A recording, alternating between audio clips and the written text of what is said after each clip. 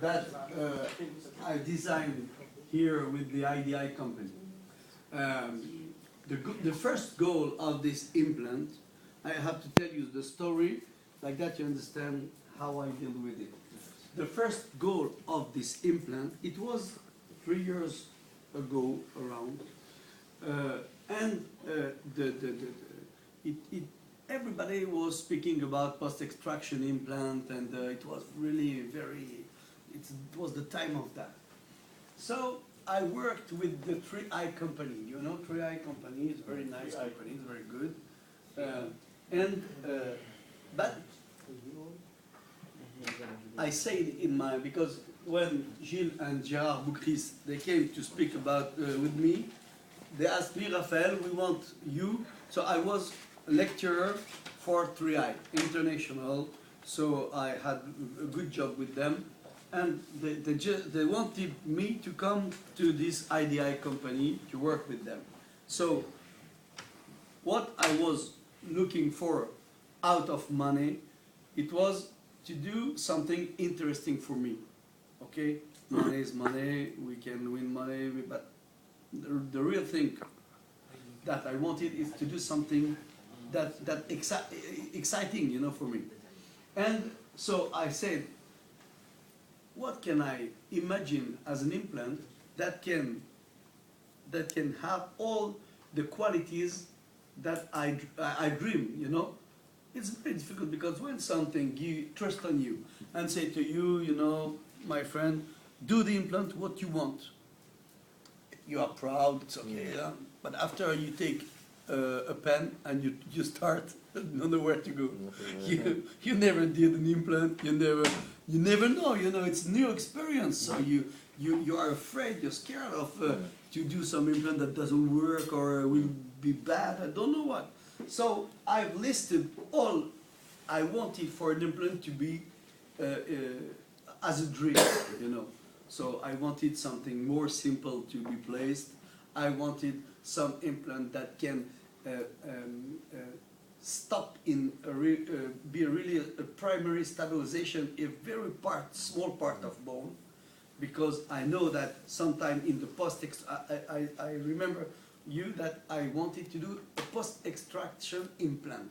So I didn't thought about a classic implant. So I know that you take out a tooth, you drill, okay, and you have to place your implant in 4 or 5 millimeter. And in this time, we wanted to do a provisory crown the day of the surgery. So your implant has to be very stabilized in the bone, in a small part of bone, and sometimes it's not a very dense bone. So that was the reason why we worked to do, we named that a catch base, you know, this part that has really to go and to cut the bone where the implant goes. I have here an implant.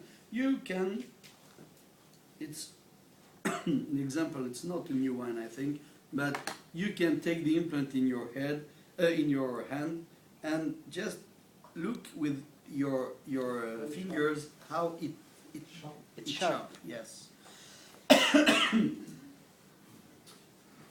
Okay, so that was the first. And what I wanted also is to have a tapered implant with a very narrow part here, because sometimes you have an incisor here. Sorry, you have a small part of bone where to drill and put your implant, and if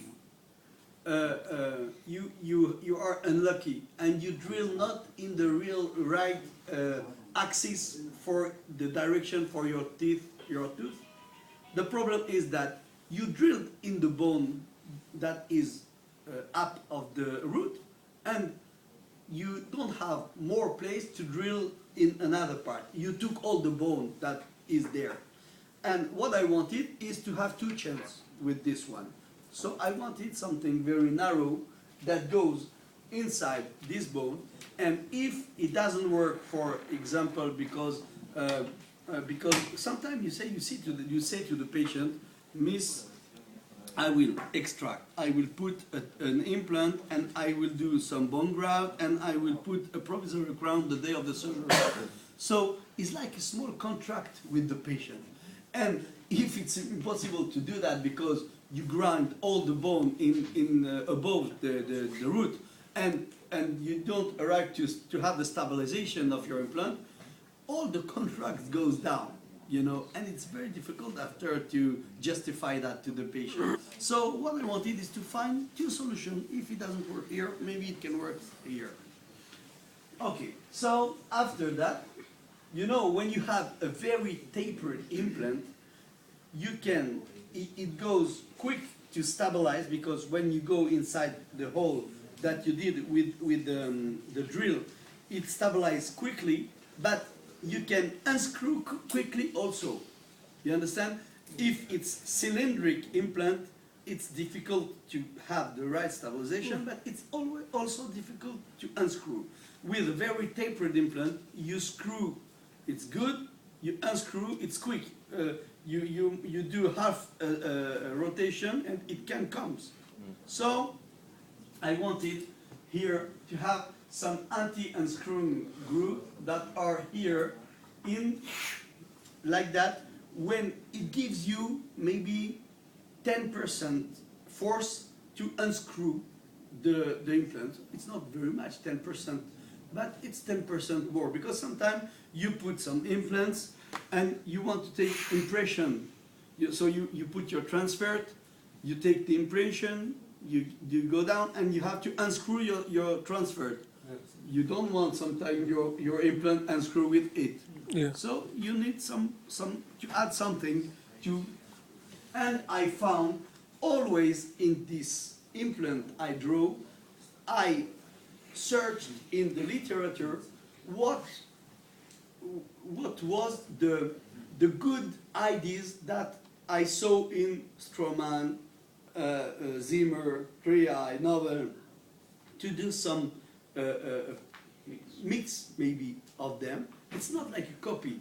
You take the best in each brand, and you try to do something in the middle way. So those are the grooves anti-unscrewing. Okay, you see them here. There's 3 parts like that all around the implant. After that, so here you see that the threads are very cutting. You know that you see them? Yes. Okay, here now we have, so those are threads that are penetrating, and here you see that the threads are condensing. So first, what I want is to cut, and secondly, to stop. Okay? It's here. Micro threads, I found a lot of studies that say that the micro thread, because of my tapered shape of the implant, I don't have a lot of, you know, the bone to implant contact. It's the surface of contact of the bone with the implant. When you have cylindric implant, you have a very important part and a very big surface, developed surface of contact. When you have a tapered one, you have less surface of contact. So here, developing micro threads, you develop more contacts with the bone in the part that where we have the stabilization. So, and here also I have some threads that cut and threads that condensing. Cut, condensing, cut, condensing. Why? Because sometimes maybe you have the experience. You put your implant, and you see that it's maybe a dense bone, and the 2 last millimeter impossible to put them inside the bone. Did you see that sometime or not? So you are in the middle way. Impossible to go back, impossible to go inside. What? Because the implant has threads that doesn't cut. We need some help. So what I wanted is an implant that compensates to me all my mistakes. Understand? We do mistakes. It's impossible not to do mistakes during surgery. So if the implant has some qualities that compensate it, it can be good. Okay, so after that, everybody now, all the brands of implants, they give you a roof surface for or all along the implant, okay, from the neck to the bottom. And what I saw is that sometimes you have some bone loss around first and first millimeter of the implant, and sometimes not. And really, I never know when I will have and when I won't have this.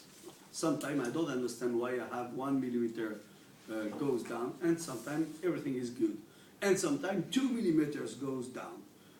Now I see my implant after 12 years, and I see some of them very, very good, and I see some of them with, and I was working in the past with 3i, I say to you, and in 3i company, they had a roof surface in 2/3 of the implant, and 1/3 on the implant, it was smooth. And what I saw, it was a very nice stabilization of the gum and of the bone in those cases when you have some resorption. And when I worked with some implants with the roof surface on the top, each time you have a problem in the first millimeter, the gum is very red, the bacteria are all around, and you lose more bone, and you lose your implant maybe at the end. So, and the experience of 3i say to me, let some smooth part. Because everybody now, in the brands of implants, they say this, you put this implant ankylose, and the bone goes up. Okay, let me dream, man. Let me dream. Okay, the bones goes, and it never goes up. Did you see? If you put your implant down, under the bone, yes, the radial looks like some bone are up, but it really, I never saw some bone that goes up of the implant. So the best way that you can have is a stabilization of your bone all around your implant. That's it. It's just a very nice result. That's the reason why I said we will put some smooth color that will be good for the bacteria in case. And also, we worked on this smooth color. Now, that is a picture, not a new one, because new one, the color is a little bit more longer in smooth. And we worked because we wanted this smooth color to have a good osseointegration. What I don't wanted is to have like the noble smooth implant, and it was long and difficult to have the osseointegration all around. So we worked with Gilles and with his experience, and we did some treatment on this titanium to have this gold part that is very good in osseointegration. We did a study with Paris 5, Emmanuel Soffer. It's a good researcher in Paris 5 and in France, in the university, and he showed us that on the on the rabbit, I think, so we are not sure if everything works on it, but he showed us that the bone to implant contact between this surface and the roof surface is the same in two implants. One, we did some implants with roof surface on the top, and one like that. He has the same result of bone to implant contact. So we need time, we need so many years to be sure of this concept, but I was so convinced by this concept that I did that in this implant. So it's a roofless surface as usual, sandblasted, and what you see, I took studies that I was convinced that by saying a roof surface combined with microsphere allows better osseointegration. I really worked a lot on the literature to mix the best thing I can put in this implant regarding to all the articles I've read. We've put also the switching platform. Everybody now knows about the switching platform, so we know that it works. It's not still a consensus in the international literature, but really, I think in a few years we are all we agree about the good way and the efficiency of this switching platform system. We have different screws, we have zirconia, we have everything with this implant. So it seems to preserve the inter-implant and the level of the soft tissue. There's a lot of studies speaking about, you can just have to go to the literature. The connection is like the ID cam, it's a Morse code here and a cam with a groove in a groove. Did you see this here during those 2 days, the connection of ID cam? No. No? No, you don't. Okay. In the connection, you have the scientific, the dentists, they like the better connection is the Morse code. What is a Morse code? Is a connection of a cone in a cone, okay, but with the angulation of the walls of the cone between 2 and 5 degrees. If you have 8, 10, as a lot of brain, they say that they sell you a Morse cone, but it's not a Morse cone, okay? The real Morse cone in the scientific definition is 2 to 5 degrees from the wall. So you have, comment on dit une soudure? Huh? Soldering. Okay, you have a soldering of the metal to metal, you know, when you put the first code inside the connection, it's impossible to take out, okay? It's really something like a soldering. Like a soldering. So, but it's still a problem. If you work with that, you won't never have any unscrewing of your abutment. Impossible. So you can sleep, no problem. But you have to know how to work with the Morse code. The Morse code, if you work with it for comment on dit les essayages? Maintenant que tu es là, Huh? The fitting, right. Fitting. Okay, for the fitting during the prosthesis steps, you put your abutment. The prosthesis have to give you a provisory crown to put on it, because after that it's impossible to take out the abutment. So you have to be really in good relation with your laboratory to know how to work with it. And the cam, what we say the cam is those grooves that goes, okay? It's like an index, you know, index to. Yes. But you know, do you know the Camlog brand? No? Dr. Pitash, sorry, where we can find this cone and which type of the abutment? Kit C or kit D? C and B. C. Plutôt C. C 400. In my experience, I can tell you, I quasi never work with cone Morse. Mm-hmm. Why? Why? I will tell you. Why and in which cases we can't use it? Single Okay. tooth.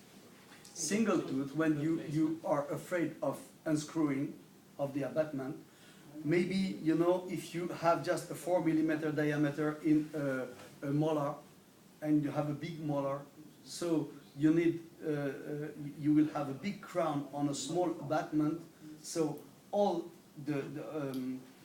when the patient will bite and eat, it will do like and like, so the abutment can unscrew. So if you put a Morse cone, it stops. Okay, that small cases where I really find the reason to put Morse cone abutment. But now, in France and in the international system, if you don't have a Morse cone in your implant, it's like you have a bad implant. Yeah. So you need to have, and if you like Morse code, you can work with it, no problem. We have everything for that. But this connection is very deep. You know, you have a Morse code, you have a CAM, and you have a brain. That's name is CAMlog. You never heard about it? CAMlog? No. Okay. It's a brain with a connection with a CAM like that. Just a CAM, but a deep CAM like that. Really, it looks like this one. And it works very, very well, just like that. So we had the idea to do two types of abutments. With Morse code for the very specialist of prosthesis that wants the Morse code, it's the top. Yeah. So we did the top, we have the top. But you have to know how to work with this with your laboratory, because it's impossible to unscrew. I think that Gilles is doing now a special screwdriver to unscrew the abutment with Morse code. Yeah. It's something that goes just in the bottom of the connection, and that it's a reverse filetage. So you reverse and the abutment goes up. So it's possible now, but it's not so easy. And what was in the past the reason of the unscrewing abutment? It was that the connection was not deep, just a small connection, hexagonal or hexagonal external or internal, and we have, because it moved inside. But when the connection is deep, it never moved. It's really connected inside with a long part, it never moves. So you can really, I can tell you in my 3 years experience, I just work with the CAM. So what is the CAM abutment? We just took, grind some part of the Morse code of the abutment. Like that, it doesn't have the soldering with the metal. And you work, you can take out, you can put, and it never moves. You can put out in the maxillary the abutment without screwing it. You put it, it stays. You never saw that. In the past, hexagonal, you put down, you put it, it falls every time. Now it never falls. You can put, you can have time to screw it. It's very, very, very easy. And I never had any unscrewing with the metallic. The establishment of an implant with a Morse code connection with a platform switching better preserve the bone crest. That are the literature that I saw about this implant. So, transferred, analogs, different types of angulation, with gold part, plastic one. We have like the locator, you know locator, yes? Yeah. We have the same. We have like the multi-unite. We have everything you can work with easier, no problem. We can take impression. Really, everything is very good. The family picture of this implant is that 10, 12, 15, and 18. Why 18? 18 is because of the post-extraction of a canine, for example, is very difficult to with a 15, sometime with people very long, it's difficult to have a good primary stabilization with 15. So 18, it's sometime, and 5.2, 4.2. We are now looking to do an 8 millimeter, but it's very difficult because as the good quality of the connection is that the connection is deep, so we never have unscrewing, but the problem is that it's long. So to do a tapered implant with 8 millimeter and to let the maybe 6 millimeter of the connection, and after that to do the tapered shape, it's not so easy. So we are working on it because I think it can be very good. And the best way, we spoke with you, I was working about since many years to do that. We had the implant, but my real idea is to do one drill for one implant. You know, each time we have a sequence of 3 drill or 4 drills sometimes to put a badation. If you have 5, 6 implants, it takes you time.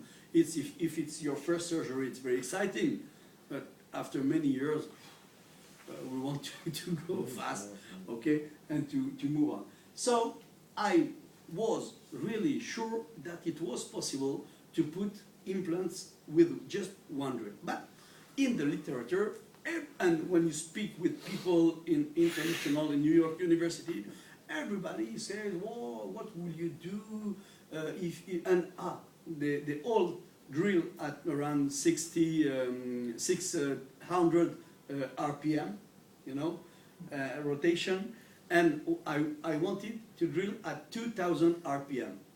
Okay, so it was like jobbing. I was crazy. I agree with you. But it was my conviction. I said, we can do that, I'm sure.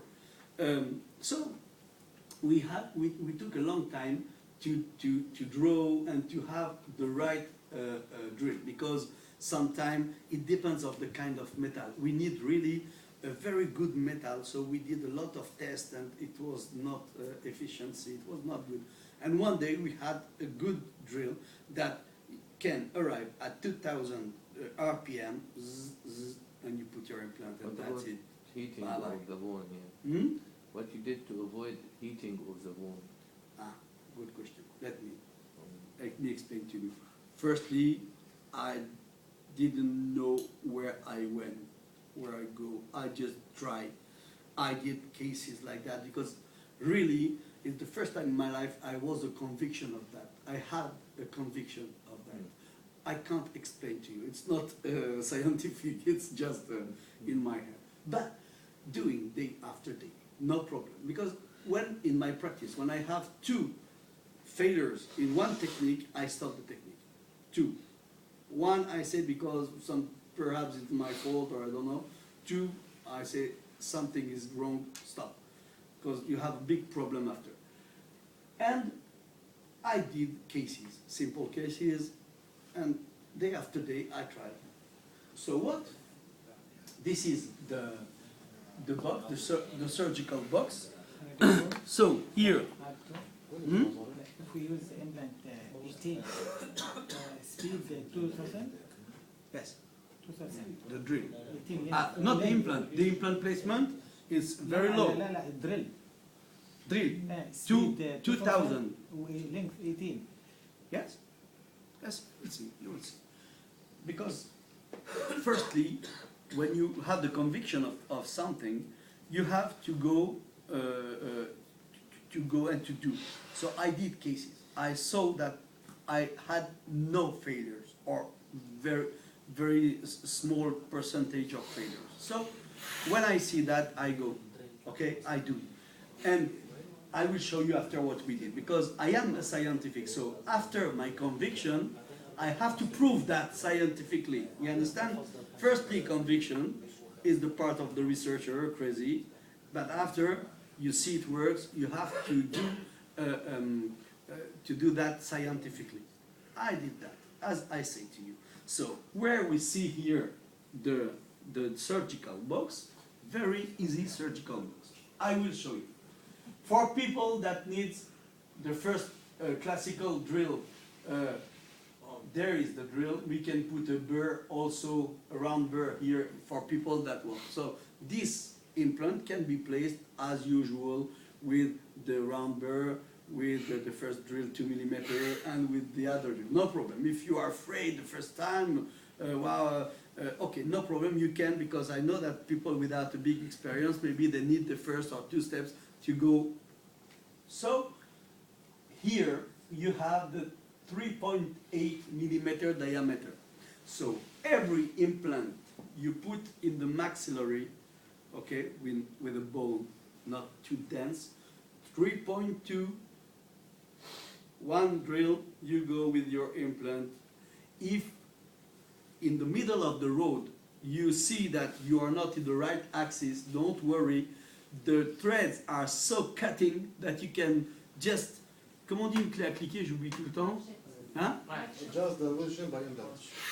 Ratchet. Well, you take the ratchet and you push and you go inside, and you will see your implant, it changed the way. Really, you will see that it's incredible. You can do what you want with it. Here, you have the 4.2 millimeter diameter. You are in the mandible, you have a nice ridge, you go inside, no problem. But you have to be aware that if you have a narrow ridge in the mandible, don't go directly with the 4.2. It's time to do 3.8 and 4.2. Okay? Because don't be crazy. You do 80% of your cases, as I say to you, one drill.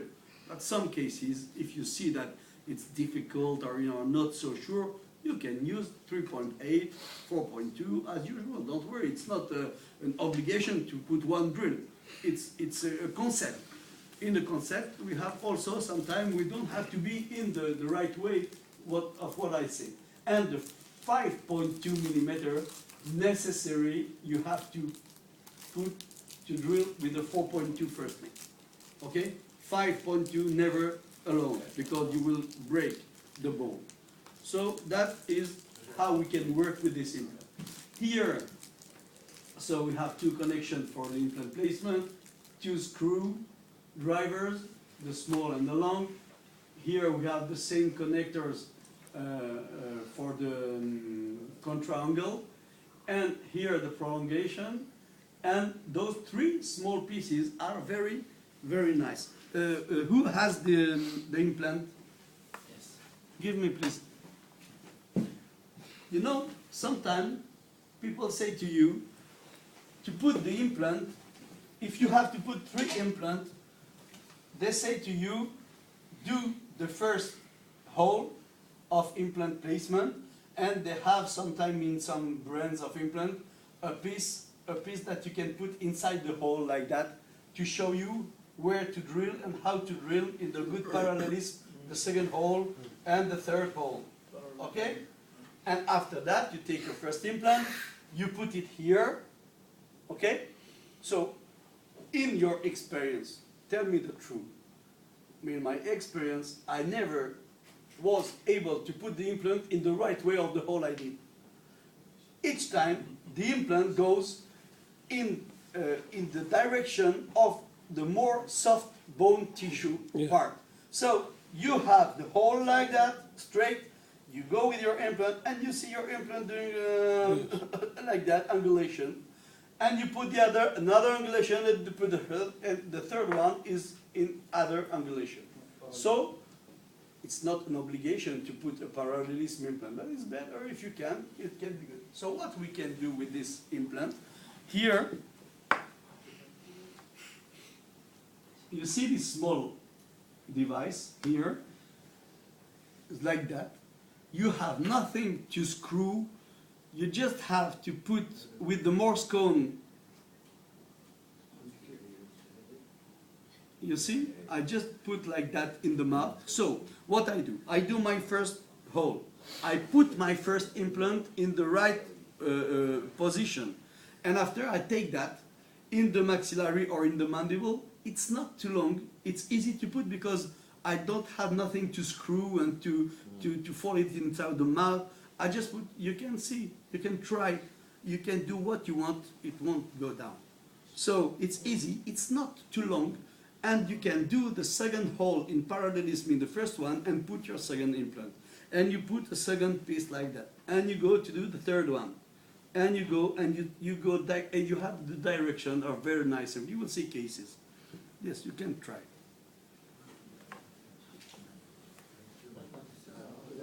So this is a clinical case. We have a problem of infection around the canine and the first premolar. This is the case. So what I did, I knew that the infection has damaged the buccal bone. So I knew that maybe I can place implant, but I will have also to do guided bone regeneration around.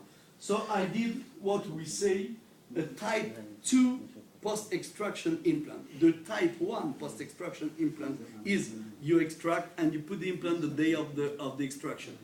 The type 2, you let the 5 or 6 weeks for the closure of the gum, you open and you put your implant, you do your bone graft, and you have gum to close. And you see that that keratinized gum is gold for me because I don't have at the end to move this good keratinized tissue as I did in the past. You remember the first case I took that. So this is a case. It was for a congress. I did a radiological guide. Okay, this is we see that we have a big problem with the buccal bone. I see where I will put my implant regarding to the axis of the crown. This is the implant I will have to put. I'm sorry. So we'll see a small surgery, the surgery.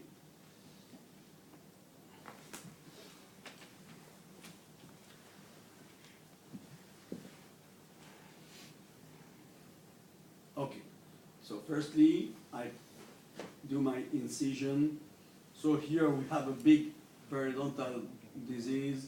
I clean everything. Raphaël, excuse-moi, tu peux te reculer parce que monsieur a dit... Ah, pardon, sorry. I'm always here. Send me something on my camera. And what I do every time is for the guided bone, you know, I cut here the fibers at the beginning of the surgery, never at the end. You know, sometimes you put implants, you put biomaterial, and after you say, wow, how can I close that? So it's the reverse thing. You have, okay, I will explain to you. Look how the drill works alone.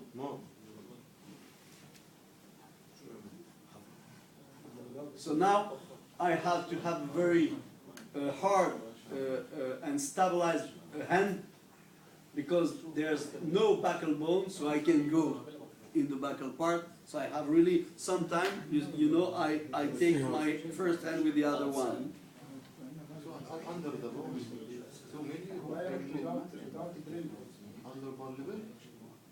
No, it's just on the bone level, quasi. So you see how I do? You see, 2,000 RPM, it goes easy. Chum, chum, chum. Here I put 18 millimeters high. You know, you can have some bone harvested. This is the case. Now we can put the biomaterial all around. You see, you have to look that it will be red at the end.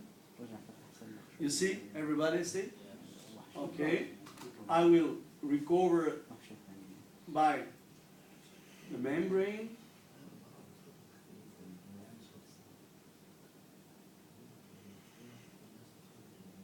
And do the suture. What I wanted to tell you is that when I release the first fibers at the beginning of the surgery, and I see how much I can recover, that helps me to know how many parts of biomaterial I can put. You understand? I see what the body can give me, and I do just what the body can accept, and no more. Don't be too ambitious in the bone graft because it won't work. It will open. So those are the implants after the surgery. This is the final case did by a colleague. It's not very nice, but it's okay, it works. So what we do, that is my very proud first article in the scientific world. You know that, do you know this name of journal, Clinical Implant Dentistry and Related Research? Do you know it or not? Did you heard about it? I will explain to you, Max. In the literature, in the journal, international journals, you have a classification of the quality and the credibility of the journals regarding a note that they give, a special jury gives every year. That name is the impact factor. The impact factor is a note that the scientific jury international recognized gives to the journal every year, and so you know what are the journals that have a big credibility in the choice of their article and journal less. You know, a lot of people knows the JOMI, you know the JOMI, Journal of Oral Maxillofacial Implantology, no? JOMI, dentistry, periodontics. The impact factor of the clinical implant dentistry is the highest in implantology. The JOMI is in the middle of the classification. So you see, and when I was student, when somebody spoke to me about the JOMI, I was really impressed by it. But this is the highest. So they just take articles that have something that is new inside. So really, well, I did all my cases for IDI for the authorization, because we asked authorization of FDA, USA, Taiwan, of what kind of other authorization we have, Frédéric? Taïwan, c'est la dernière en date. Taiwan is the last one. It's very difficult to have. So we need to give a lot of cases to prove that it works. You know, it's impossible to have FDA or something like that without proof. So I took my 350 cases that I did. So it's not a study with 20 cases like we see in a lot of studies. When you have 350 cases with CT scan before, a picture of the surgery, a crown, one year follow-up, and like that, and they can just check all the implant, they were okay to publish in this journal my first study. So it was a clinical study, but 98% in a clinical study of success of implant is something that is now scientifically proved. It's not on 20 implants, it's not on 50 implants, it's on 350 implants. So, and what I didn't know at this time, I thought that in the global market, other brands did one drill for one implant. And what I discovered is that maybe it exists in the world market, but we are the first that have published with that. So, I don't know if you know this man, Massimo Del Fabbro is not the dentist, he's a researcher, very, very well known in the implant world. You can just in Google put Massimo Del Fabbro, you will see many, many articles of him. So I asked him to write for me the article because I had all the information for my cases, but really for this kind of article, you have to know how to write really for scientific system. So he wrote it for me, and we were published without any correction on the article. I can tell you, in this world of journal, they give you some time for 6 months to change this one and this part, and then to have the right article. No, nothing. So first time of proof of scientific proof. This is the summary of all implant placed, some with immediate loading of full art, post-extraction, type 1, type 2, sinus leaves, a lot of cases. I did a classification. How long is the follow-up time? Minimum 1 year. So now the same implant with their brother, we will do a study after 2, 3, 4. So that's it. It's from 1 to 2 years follow-up. We have all the success rate here, and we have at the end on 350 implants, 7 failures, 98% success. After that, people say to us, yes, but now your drill, maybe it will hit the bone. No. Okay. Gilles Boucris was also afraid about that. Say to me, Raphaël, maybe I agree with them if the bone is hit by your drill. So I had a connection with a Brazilian professor that is specialized on the studies on the heating of the bone, and he measure everything. So we gave him the Nobel drill, replace Stroman drills, and the ideal drill. So he did a study, a comparison of those three drills. The two Stroman and Nobel, they had require three sequences, three drills, and our just one. And in my head, I was sure it's impossible to have 98% of success and to prove that the drill will heat and will resorb the bone. So I should have 70% of success. I don't know, you know. So I was really sure that it will work. So look, this is a second study that we did with Sergio Jerque from Brazil. So what we know is that during the drilling, the temperature can go up to 44 to 47 degrees without causing irreversible damage to the bone. So we did the comparison between Stroman, Nobel, and IDI ALL. Temperature measurement drilling without irrigation. Stroman was at 25% degree, Nobel 28, and IDI ALL 26. So we are between them. With irrigation, external irrigation, Stroman is at 20.4, Nobel 22.2, and we are the best result with 20.2. So now this publication was accepted by the same journal, the High Impact Factor journal, because now we prove that we don't damage the bone with. And now we are doing another study to prove that, and also it's it's quasi sure that the result will be good.